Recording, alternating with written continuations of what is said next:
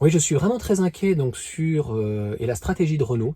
Donc j'enchaîne en tout cas les deux vidéos, j'essaierai de les mettre bout à bout, puisque après avoir parlé ben, finalement de Tesla, Tesla donc qui abandonnerait la compacte, voici le raisonnement, et parce qu'au profit finalement des voitures chinoises, hein, très concrètement, à 30 000 euros, 4 mètres 40, 4 mètres 50. Tu vas avoir la BYD aussi, la compacte, qui fait 4 mètres 63, donc on pourra utiliser limite en berline, avec des batteries LFP BYD, un truc de fou.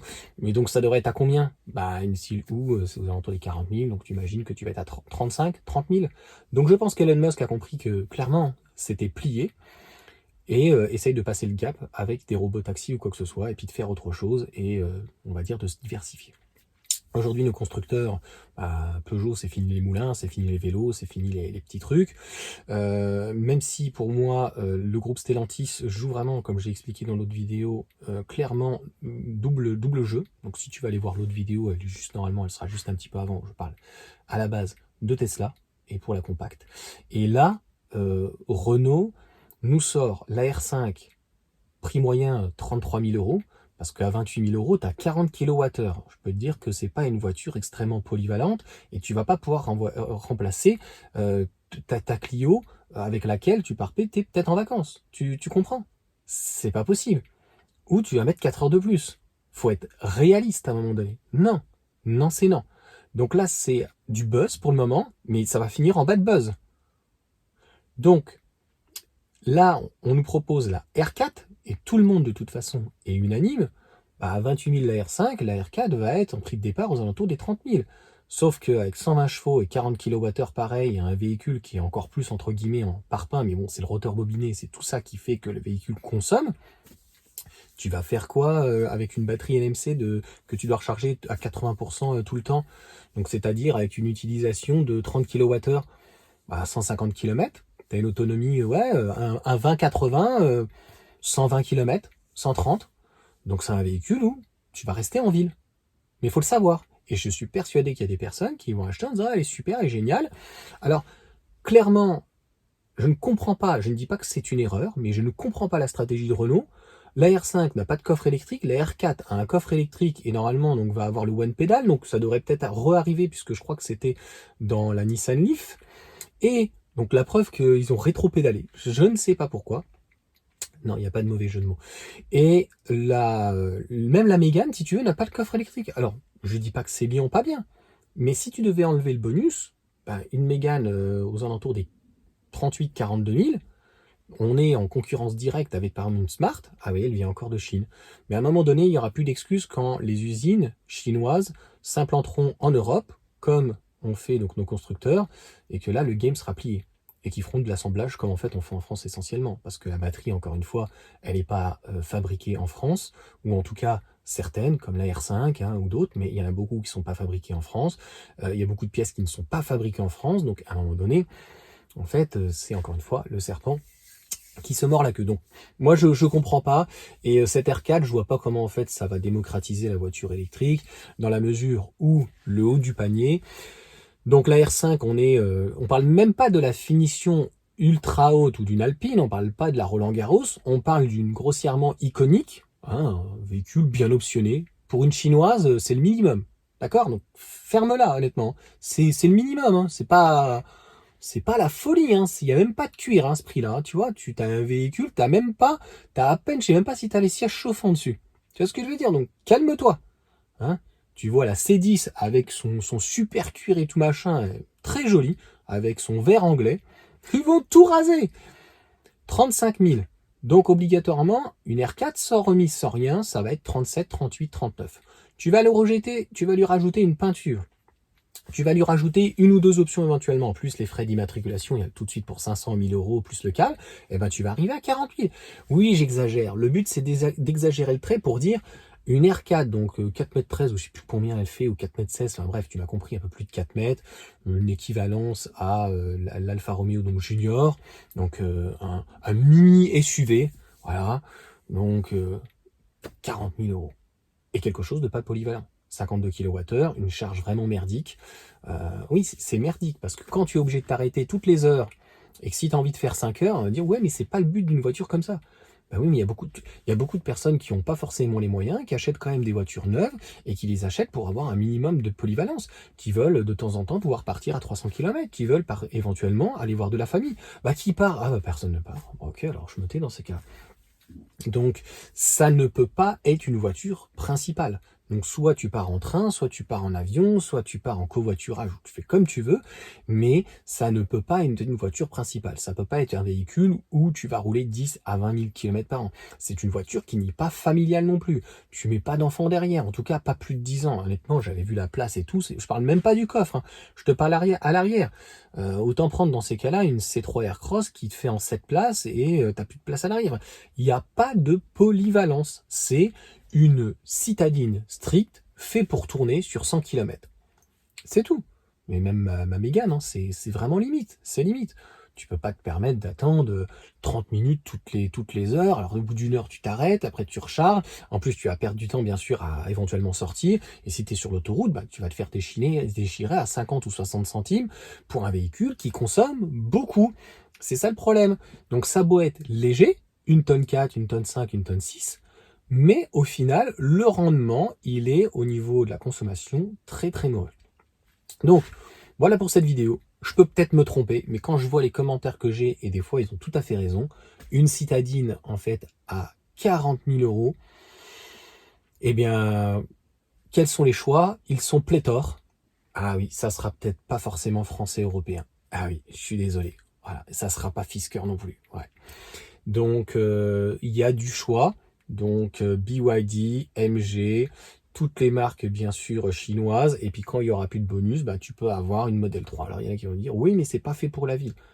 Ben, je suis désolé. Il y a Hugues, par exemple, qui est en plein dans la ville, qui recharge au superchargeur. Et je crois que la voiture reste dehors. Et à choisir, tu lui dis, entre une Model 3 et une R4, pour le même tarif, t'enlèves le bonus. Bah non. Non, ça passe pas. Ça passe pas, le véhicule est à 40 500, je crois. Donc t'enlèves 1000 euros, tu la prends en blanc, voilà. Là, tu as un véhicule polyvalent. Alors tu auras peut-être trop de place, ça sera peut-être un peu trop grand, mais il vaut mieux avoir un peu trop grand que trop petit, et surtout un véhicule qui n'est pas forcément pratique pour le quotidien, mais aussi pour, en tout cas, les longs trajets, quoi. D'ailleurs, la R4, quand on regarde bien, oui, il y aura la liaison, c'est ce qu'il disait pour le coup, je crois que c'était 100 bornes qu'en parlait, c'est qu'il va y avoir donc à 25-30 000, tu auras la R5, 30-35 000, un peu plus, hein, après tu rajoutes des petites options, parce que la R5, pareil, elle est en vert. Ils auraient pu la mettre de série en jaune, tu vois, ça aurait été plus accrocheur, mais bon, bref, laisse tomber. 35-40, plutôt la R4 d'ailleurs, donc on va dire 30-35 la R5, 35-40 la R4, et à partir de 40-45 le Scénic, tu vois. Après pour le moment on va dire qu'il n'y a rien d'autre. Donc alors imagine avec une Twingo, ils arrivent avec une Twingo, là c'est bon, tu resteras avec cette voiture que en ville, lâche l'affaire. Donc le Scénic, pareil, 40 000 euros au final, on se rend compte que avec sa petite batterie, il n'est pas forcément bien ajusté. En tout cas, le Scénic, avec une petite remise de 2000 euros du Techno, et une R4, mettons, qui serait à 36-38 000, je parle pas le bonus en plus, hein, 2000 euros d'écart. Non, j'ai vu le Scénic à l'arrière, il y a un vrai beau plancher plat, il y a de l'espace, il y a un beau coffre. Le véhicule, même à limite en 170 chevaux, suffit largement, et la batterie de 60 kWh sera beaucoup plus disponible. Là, on a un véhicule quand même qui est polyvalent. Ça manque un petit peu au niveau de la charge, mais la consommation, honnêtement, entre un Scénic et une R4, moi je vois entre la R5 quand même qui est plus légère, qui est plus petite, au final, c'est pas mieux que la Mégane, c'est la même chose. Et en hiver, tu vas pas être à 14 ou 15, tu vas être à 20 kWh au 100 km.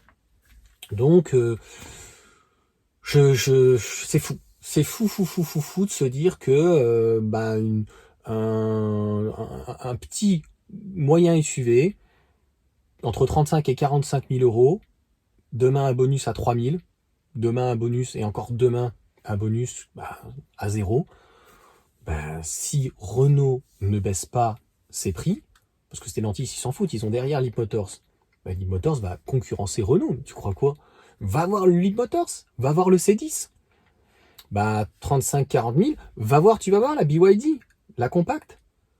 Donc, qu'est-ce qui va rester? À 30 000, tu as une Atto 3 qui fait aussi du V2L, etc. Batterie LFP Blade. Donc, il va falloir les expulser. Voilà.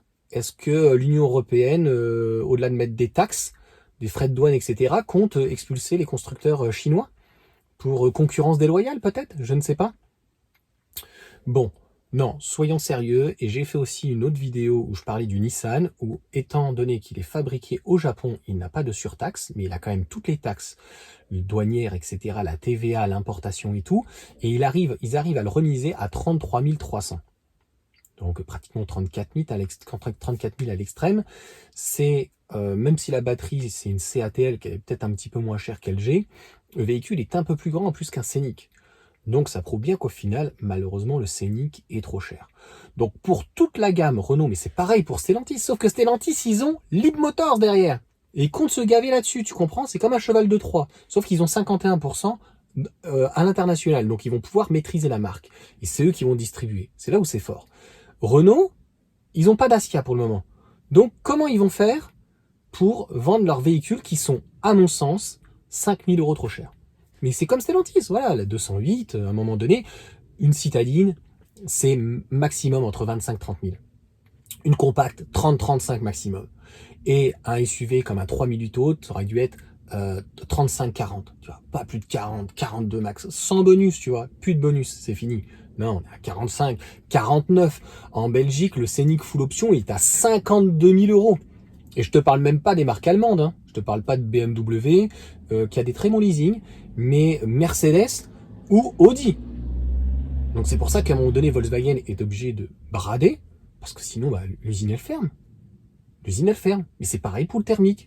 Une Golf à 50 000, c'est juste hors de prix. Donc voilà, vidéo un peu trop longue, mais assez explicative. Je pense que voilà, pour moi, ce qui va coincer, c'est le prix de tous nos constructeurs européens.